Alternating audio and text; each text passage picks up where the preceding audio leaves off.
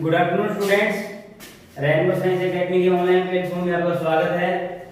जैसे बच्चों कल के लेक्चर में आपने देख लिया था मोलिलिटी क्या होती है, मोलिलिटी को किससे शो करते हैं, ये चीज उसके बारे में जान लिया था। अब बच्चे मोलिलिटी को क्लियर करने के लिए मैं आपको एक न्यूमेरिकल करा देता हूं। तो बच्चे क्वेश्चन लिखे मोलिलिटी, जो मोलिलिटी बेस्ड कल मैंने आपको थ्योरेटिकल पोर्शन करा दिया था, उसी का क्वेश्चन लेते हैं अपने, जिससे आपको क्या वो बात अच्छे से क्लियर हो जाए। तो बच्चे क्वेश्चन कुछ इस प्रकार से है, 93% WIV solution of H2SO4 calculate molality, यानी मुझे मोलिलिटी फाइंड आउट करनी है, इस मोलम फाइंड आउट करना है। मेरा सॉल्यूशन कितना दिया है, 93% WIW दिया गया है, और मेरे को फाइंड आउट क्या करना है बच्चे, मोलिलिटी क्या फाइंड आउट करनी है। मोलिलिटी क्या होती है, इसको कैसे नोटेशन करते हैं, इनका जो फॉर्मूला क्या होता है, इसकी डेफिनेशन क्या होती है, वो अपने प्रीवियस वीडियो में जान चुकी हैं। तो आज के लेक्चर में बच्चे स्टार्ट कर रहे हैं, मोलिलिटी का एक न्यूमेरिकल लेता हूं, उसके बाद जो अगली जो कंसंट्रेशन टर्म है वो मैं डिस्कस करूंगा। तो बच्चे जब कल के लेक्चर में मैंने जाना कि जो मोलिलिटी क्या होती है, स्मॉल m से डिनोट करते हैं। जो मोलिलिटी होती है, यानी जो मोलिलिटी होती है उसको बताते हैं बच्चे moles of solute divided by weight बोल दो या मास बोल दो, मास ऑफ सॉल्वेंट, ये केजी में दिया हो, लेकिन मैं इसको ऐसे भी लिख सकता हूं कि क्या हो सकता है, मोल्स को मैं लिख सकता हूं given mass upon molar mass, जैसे आपने कल पढ़ चुके हैं। मैं ये लिख सकता हूं gram given mass of solute divided by molar mass of solute. ये मैंने क्या किया बच्चे, मोल को क्या कर दिया, मैंने खोल के लिख दिया molar mass of solute into में क्या लिख दिया बच्चे मैंने, वेट ऑफ सॉल्वेंट। और यदि मैं सॉल्वेंट का वेट किसमें लेता हूं, ग्राम के अंदर लेता हूं, तो बच्चे ऊपर से मल्टीप्लाई कर देता हूं, 1000 से मल्टीप्लाई कर दूंगा। ये चीज मैंने कल के लेक्चर में जान ली थी। अब बच्चे एक अपने क्वेश्चन लेते हैं। क्वेश्चन के अंदर 93% WIV, इसका मतलब क्या होता है बच्चे, जो सबसे पहले मैं स्टार्ट किए टर्म्स उसमें अपने जान चुके हैं, लेकिन फिर भी मैं रिवाइंड कर देता हूं। इसका मतलब होता है बच्चे 93 ग्राम H2SO4 को सॉल्यूशन, 93 ग्राम H2SO4 को इतने सॉल्यूशन में घोला गया है कि जो मेरा जो सॉल्यूशन का वॉल्यूम कितना हो जाए, 100 ml हो जाए। और एक चीज और दी हुई है बच्चे इस क्वेश्चन में, जो मेरे जो सॉल्यूशन की जो डेंसिटी दी है, तो क्वेश्चन के अंदर दिया है बच्चे डेंसिटी दी है, मेरे सॉल्यूशन कितनी दी है बच्चे 1.8 ग्राम पर ml। तो मेरा क्वेश्चन दिया हुआ है कि मेरे को 93% WIV का कोई विलियन है, जिसका घनत्व कितना है बच्चे 1.8 ग्राम पर ml है, और मुझे फाइंड आउट क्या करना है, मोलिलिटी फाइंड आउट करनी है। तो बच्चे सबसे पहले मैंने मोलिलिटी का फॉर्मूला लिखा। अब इसका मतलब समझते हैं। इसका मतलब ये होता है बच्चे 93% WIV, इसका मतलब ये होता है बच्चे 93 ग्राम H2SO4, 93 gram H2SO4 dissolve in solvent, कोई भी सॉल्वेंट ले लो, dissolve in solvent and make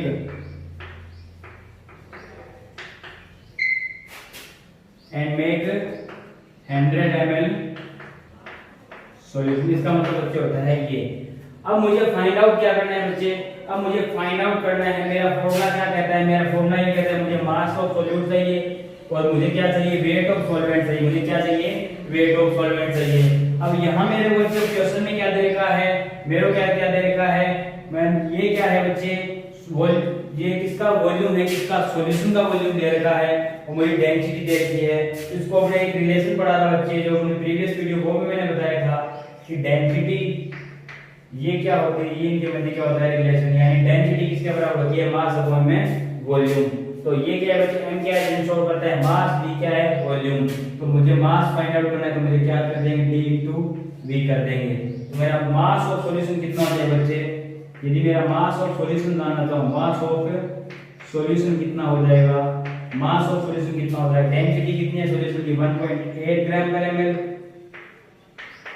into में क्या कर दूंगा बच्चा, इनटू में कर दूंगा वॉल्यूम ऑफ सॉल्यूशन मेरा कितना है 100 ml। तो ये मेरे के देखो बच्चा ml से ml कैंसिल आउट हो गया, तो मेरा जो सॉल्यूशन का तो मास कितना आया 180 ग्राम, यानी तो मेरा सॉल्यूशन का मास कितना है बच्चे 180 ग्राम। क्या आपको सॉल्यूशन जो मेरा क्वेश्चन है मोलैरिटी का, उसमें आपको सॉल्यूशन का लिखना है? सॉल्यूशन का अपने को बच्चा नहीं लिखना है, अपने किसका रखना है, वेट किसका रखना है, सॉल्वेंट का रखना है। तो सॉल्वेंट का वेट फाइंड आउट करने के लिए बच्चे मैं क्या करूंगा, वेट ऑफ सॉल्वेंट क्या होगा, वेट ऑफ सॉल्वेंट।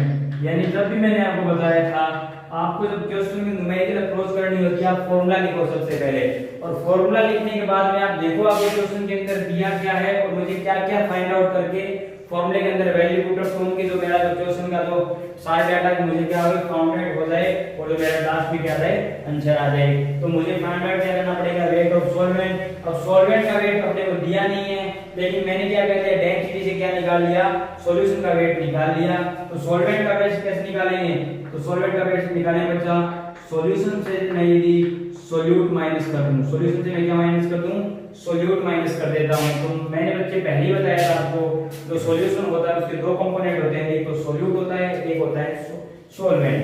तो सॉल्वेंट को फाइंड आउट करने के लिए मैं क्या करूंगा, सॉल्यूशन माइनस सोल्यूट कर दूंगा, और जो सॉल्यूशन मेरा कितना है 180 ग्राम का है, 180 ग्राम का है, तो मेरा सोल्यूट कितना है, सोल्यूट मेरा बच्चे कितना 93 ग्राम है, मेरा कितने बच्चे 93 ग्राम है। तो इससे मेरा क्या आ जाएगा, वेट ऑफ सॉल्वेंट आ जाएगा, क्या आ जाएगा मेरा बच्चा, वेट ऑफ सॉल्वेंट आ जाएगा। तो मेरा वेट ऑफ सॉल्वेंट कितना आया, 180 ग्राम में से कितना घटा दो, 180 ग्राम में से कितना घटा दो, 93 ग्राम घटा दो, 180 में से कितना घटा दो, 93 घटा दो, 180 में से कितना घटा दो 93। तो ये बच्चा इसको माइनस करेंगे तो कितना आएगा 7, ये कितना आ गया 87, ये कितना आ गया 87 ग्राम। इसको फॉर्मूले में पुट कर दो, फॉर्मूले में पुट करेंगे तो बच्चा गिवन मास कितना है 93 ग्राम। इसका जो मोलर मास होता है H2SO4 का वो होता है बच्चे 98 इनटू में वेट ऑफ सॉल्वेंट कितना है बच्चे 87 ग्राम, और इनटू में क्या कर देंगे 1000 ग्राम, 1000 कर देंगे तो मेरा आंसर आएगा बच्चे, इसको कैलकुलेट करें तो 10 होगा आएगा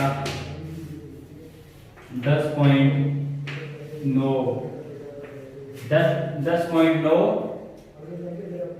के लगभग इसका क्या आएगा बच्चा आंसर, जो इसकी इतना यूनिट इसका क्या आएगा आंसर आ जाएगा। तो मेरा आंसर कितना आएगा बच्चा 10.9। इसको ये भी कह सकते हैं ग्राम पर केजी लिख दो, या जो भी इसकी जो अपने फाइंड आउट करना चाहते हैं वो यूनिट लिख देंगे। तो ये बच्चा मेरा क्वेश्चन हुआ मोलैरिटी का। आशा करता हूँ आपको ये चीज समझ में आ गई होगी। तो H2SO4 का जो मोलर मास कैसे निकालते हैं, ये आपसे पूछते हैं H2SO4 का अपने को पता है हाइड्रोजन का 2, सल्फर का 32, एक ऑक्सीजन का 16, तो ये कितना हो गया 64, ये कितना है बच्चे 98। ये बच्चे मैंने मोलैरिटी को डिस्कस किया। आगे मैं डिस्कस करता हूँ बच्चे नॉर्मेलिटी क्या होती है, आगे मैं डिस्कस करता हूँ क्या बच्चे नॉर्मेलिटी क्या होती है। नॉर्मेलिटी को हम कैसे दर्शाते हैं, तो इसकी डेफिनेशन क्या होती है, इसके फॉर्मूले क्या होते हैं, इस चीज को अपने क्या करने जा रहे हैं, अपने डिस्कस करने जा रहे हैं।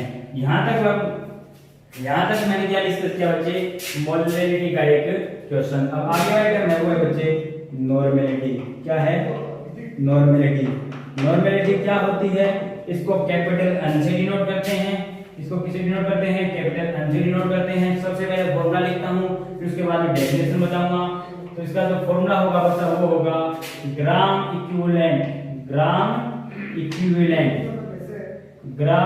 इक्विवेलेंट ऑफ सोल्यूट अपॉन में क्या आएगा बच्चे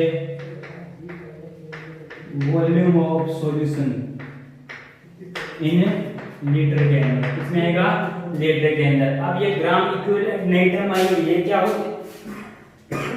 सॉरी अब बच्चे ग्राम इक्विवेलेंट नाइट्रम आई है, उस चीज को कैसे दर्शाएंगे ये चीज मैं डिस्कस करूंगा। पहले इस फॉर्मूले को और सिंपलीफाई कर देता हूं। इस फॉर्मूले को और सिंपलीफाई करने के लिए क्या लिख सकता हूं बच्चे, मैं ग्राम इक्विवेलेंट वेट को कैसे लिख सकता हूं, मैं इसको ऐसे लिख सकता हूं मास ऑफ सोल्यूट बोल दो या वेट ऑफ सोल्यूट बोल दो या mass of solute divided by equivalent mass of solute into में वो क्या वही volume of solution in litre, volume of solution किसमें है, लीटर के अंदर आएगा। अब यदि मुझे मेरा सॉल्यूशन ml में दिया होगा तो 1000 से डिवाइड करेंगे तो 1000 ऊपर के चला जाएगा, ऊपर चला जाएगा, मैं बहुत बार बता चुका हूं। तो अगला तो मेरा मास of solute divided by equivalent mass of solute into में वॉल्यूम ऑफ सॉल्यूशन। ये किसमें मान लो मैं ml में दिया हो तो यहाँ पे कितने से गुणा कर देंगे बच्चे, 1000 से गुणा कर देंगे। तो ये बच्चे मैंने डिस्कस किया नॉर्मेलिटी क्या होती है।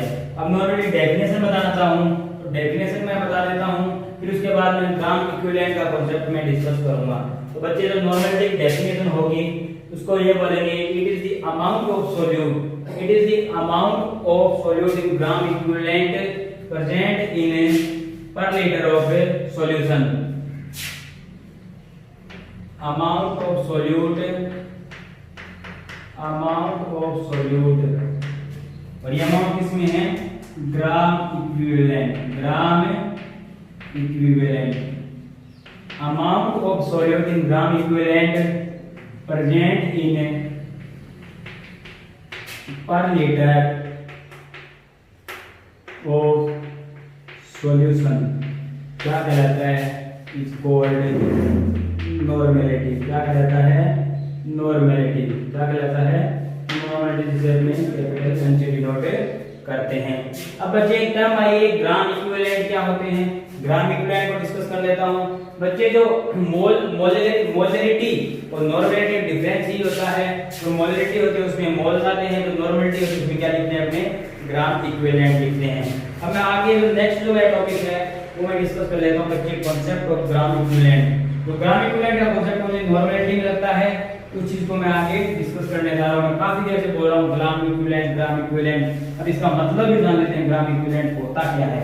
तो बच्चे जो मेरा नेक्स्ट है वो है कॉन्सेप्ट ऑफ ग्राम इक्विवेलेंट। ये मेरा कॉन्सेप्ट जो मेरा टॉपिक है वो है concept of gram equivalent.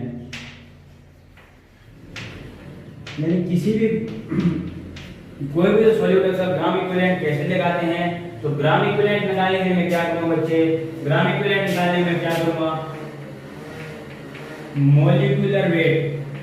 Molecular weight जो मेरा सॉल्यूट का दिया है वो डिवाइडेड बाय मैं क्या कर दूंगा, वैलेंसी फैक्टर। क्या कर दूंगा, वैलेंसी फैक्टर, या कहीं इसको अन फैक्टर भी बोला जाता है। क्या बोलता हूं मैं, अब वैलेंसी फैक्टर या अन फैक्टर, ये होता है बच्चे मेरा, ये होता है ग्राम इक्विवेलेंट का कॉन्सेप्ट। अब बच्चे यहाँ टर्म आई है वैलेंसी फैक्टर क्या होता है, तो वैलेंसी फैक्टर कैसे कैलकुलेट करते हैं इस चीज को मैं डिस्कस कर लेता हूँ। तो बच्चे वैलेंसी फैक्टर को डिस्कस करने के लिए मैं डिस्कस करता हूँ बच्चे, मैं जो वैलेंसी फैक्टर को डिस्कस करता हूँ एसिड के लिए, बेस के लिए, सोल्ट के लिए डिस्कस कर लेता हूँ। जो आपके कुछ एग्जांपल दिए गए उससे क्या हो जाएंगे, क्लियर हो जाएंगे। तो बच्चे जो वैलेंसी फैक्टर कैसे कैलकुलेट करते हैं, तो अपना जो पहला टॉपिक है वो है फॉर एसिड वैलेंसी फैक्टर, यानी एसिड का वैलेंसी फैक्टर कैसे कैलकुलेट करते हैं। तो बच्चा कोई भी जो एसिड है वो कितने H+ साइन दे रहा है, वो इसका क्या हो जाएगा बच्चे, वैलेंसी फैक्टर हो जाएगा। जैसे कैसे एग्जांपल में देख लो, जैसे HCl मान लो, HCl एक्वा सॉल्यूशन में एक H+ साइन देता है, उसका जो वैलेंसी फैक्टर कितना हो जाएगा, वैलेंसी फैक्टर हो जाएगा 1। इसी प्रकार से H2SO4 मान लो, H2SO4 कितने आयन देता है, 2 आयन देता है, यानी कितने आयन देता है, 2 H+ आयन देता है। और SO4 वैसे H2SO4 टूटता है H+ प्लस H2SO4 माइनस में टूट सकता है, और एक किसमें टूट सकता है, 2H+ SO4 -2। ये डिपेंड करता है कंडीशन पे, लेकिन हमें जनरली जब H2SO4 का मानते हैं वैलेंसी फैक्टर कितना मानते हैं, 2 मानते हैं। कितना मानते हैं, 2 मानते हैं। अब बच्चे तो अगला है वैलेंसी फैक्टर फॉर बेस के लिए कैसे कैलकुलेट करते हैं। तो इसका तो वैलेंसी फैक्टर कैलकुलेट करने के लिए बच्चे देखते हैं वो कितने OH आयन दे रहा है। एग्जांपल के रूप में देख लेते हैं, जैसे मान लो NaOH मान लो, NaOH कितने आयन देगा, 1 आयन देगा। NaOH कितने आयन देगा, 1 आयन देगा। तो इसका वैलेंसी फैक्टर कितना हो गया, 1। इसी प्रकार से बच्चे कोई किसी ना किसी सॉल्ट के लिए मान लो, कोई ना कोई मान लो सॉल्ट मान लो, सॉल्ट के लिए जो वैलेंस इफेक्ट होता है वो देखते हैं कि पॉजिटिव आयन और नेगेटिव आयन कितनी देर है उनका, एक आयन का क्या लेते हैं अपने मैग्नीट्यूड लेते हैं। अब अपने देखेंगे सर कैसे, हमें समझ नहीं आया, इसको एग्जांपल से देखते हैं बच्चे। जैसे Na2CO3 का कोई साल्ट है, Na2CO3 का कोई साल्ट है, ये किसमें टूटेगा, ये किसमें टूटेगा बच्चे, 2Na प्लस CO3 माइनस 2। या इसमें पॉजिटिव चार्ज कर ले लो, या इसमें कितने पॉजिटिव चार्ज है, 2 पॉजिटिव चार्ज है, या क्या ले लो इसमें नेगेटिव चार्ज दे दो। लेकिन दूसरी बात ये बच्चे इसमें इसका मैग्नीट्यूड लेते हैं, साइन का अपने जो वैलेंस वेक्टर होता है हमेशा ही पॉजिटिव होता है। यार इसमें पॉजिटिव आयन कितने हैं, 2, या नेगेटिव आयन लो कितने हैं, 2, तो इसका वैलेंस वेक्टर कितना हो गया, 2, यानी इसको कितने वैलेंस वेक्टर हो गए, इसके 2 वैलेंस वेक्टर हो गया। इसी प्रकार से एक एग्जांपल और ले लेते हैं, Ag2CO3 मान लो, Ag2 तो एक एग्जांपल सफिशिएंट है बच्चे। आपको हो सकता है आपको कॉन्सेप्ट ये, उम्मीद करता हूं आपको ये कॉन्सेप्ट समझ में आ गया होगा। ये सारी 11th क्लास की चीजें हैं, लेकिन फिर भी आपको क्या पता होना चाहिए कि क्वेश्चन आज आता है तब आपको इक्विवेलेंट वेट निकालना आना चाहिए।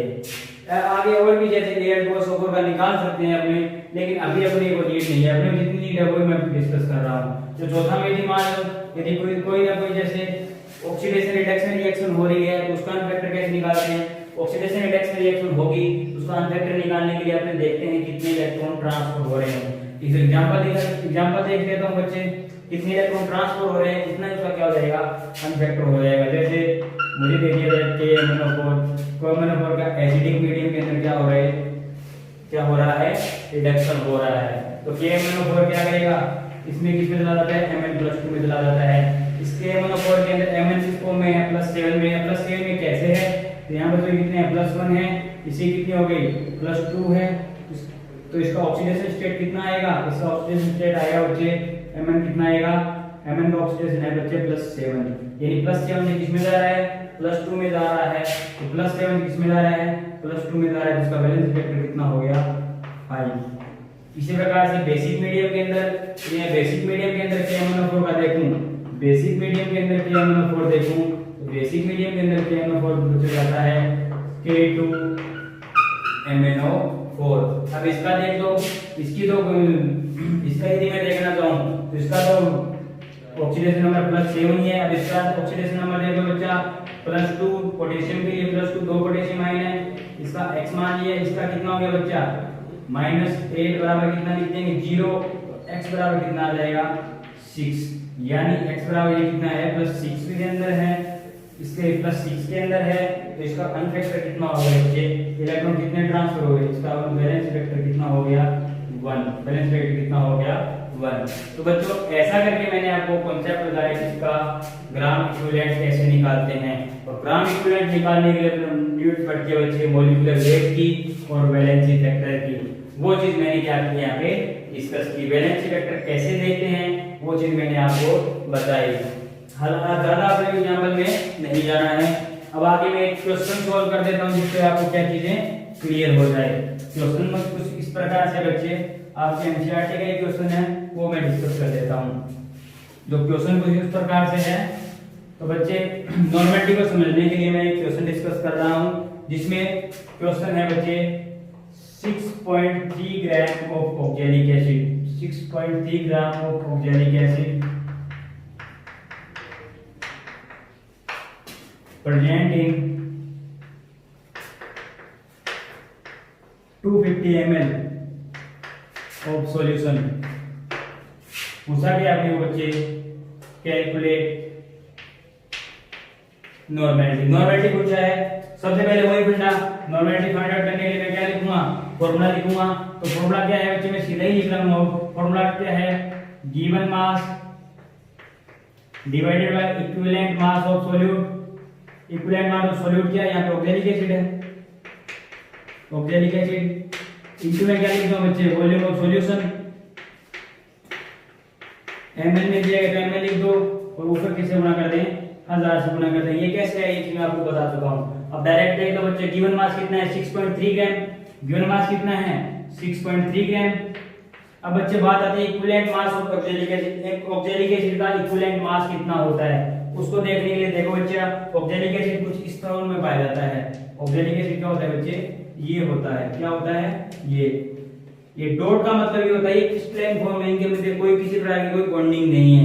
यदि मैं इसका मॉलिक्यूलर वेट निकालता हूं, यदि मैं मॉलिक्यूलर वेट निकालता हूं तो बच्चे इसका जो मॉलिक्यूलर वेट आता है वो आता है 126। कितना आता है? 126। आप देख लेना, कार्बन 2 हो गए, ऑक्सीजन कितने हो गए? 4, और हाइड्रोजन 2, और इसमें कितने हाइड्रोजन है? 4 हाइड्रोजन 2 के हो गए और 2 ऑक्सीजन हो गए। आप देखोगे तो इसका जो मॉलिक्यूलर वेट आएगा 126 आएगा। मॉलिक्यूलर वेट निकालते कैसे मैं बहुत बार डिस्कस कर चुका हूं, आप एक बार निकाल के देखना कितना आएगा? 126 आएगा। तो इसका यदि मैं इक्विवेलेंट वेट निकालना चाहूं, equivalent weight of oxalic acid, equivalent weight of oxalic acid को कैसे निकालेंगे? जो ऑक्सैलिक एसिड है वो जो एक्वस मीडियम के अंदर कितने आयन देगा? 2 H+ आयन देता है। कितने देता है? 2 H+ आयन। तो इसका तो वैलेंस इफेक्ट कितना हो जाएगा? वैलेंस इफेक्ट हो जाएगा बच्चा मेरे 2। वैलेंस इफेक्ट कितना हो जाएगा? 2 हो जाएगा, क्योंकि जो एक्वस सॉल्यूशन है उसके अंदर कितने आयन देगा? ये 2 आयन देगा। अब इसको सोल्व कर लेते हैं। इसका इक्विवेलेंट वेट कितना है? 126 मॉलिक्यूलर वेट आया। तो मैं यहां सोल्व कर देता हूं बच्चा इसको। तो इसका जो ग्राम इक्विवेलेंट कैसे निकालेंगे? Gram equivalent of oxalic acid, equivalent of oxalic acid, तो ये मेरा कितना आएगा? 126 डिवाइडेड बाय 2। तो इसको सोल्व करेंगे तो बच्चा आ जाएगा 63 ग्राम। कितना जाएगा? 63 ग्राम। अब यहाँ पे क्या लिख देंगे बच्चे? यहाँ पे क्या लिख देंगे? वैल्यू। यहाँ क्या लिख देंगे?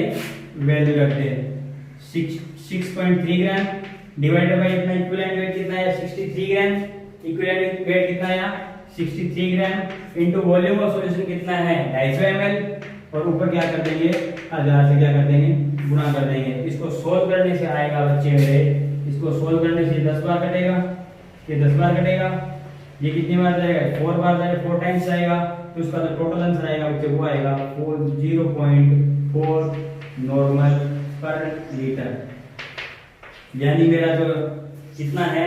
0.4 नॉर्मल पर लीटर का मेरा क्या ये सॉल्यूशन है। तो बच्चे आज के लेक्चर में मैंने नॉर्मलिटी को डिस्कस किया। जो आगे वाला जो टर्म रहेगा वो अपना रहेगा बच्चे मोल फ्रैक्शन, और जो मोल फ्रैक्शन जो फिनिश होती है अपना जो अपने इंटर करेंगे सॉल्यूशन के नए चैप्टर में, वो अपना रहेगा सॉल्युबिलिटी। वहां से क्वेश्चन आने के चांस बहुत ज्यादा होते हैं थ्योरेटिकल पोर्शन में। तो बच्चे आज के लिए थैंक यू, और कोई भी डाउट हो तो कमेंट कर देना। जो नेक्स्ट जो वीडियो आएगा मैं उसमें क्या कर दूंगा? आपके डाउट क्लियर कर दूंगा। तो आज के लिए धन्यवाद, थैंक यू।